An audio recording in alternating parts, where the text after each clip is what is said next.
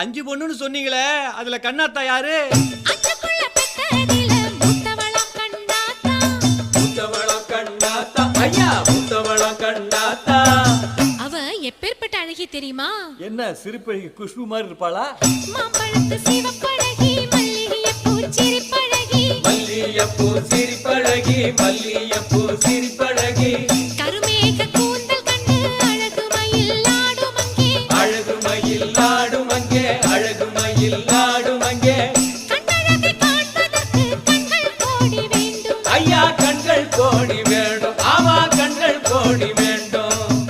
இவ்வளவு சிறப்பம்சம் கொண்ட கண்ணாத்தாள் 16 வயது நிரம்பிய பருவமங்கை மட்டுமல்ல, அம்மன் புகழ்பாடும் சிறந்த ஆட்டக்காரியும் ஆவாள்.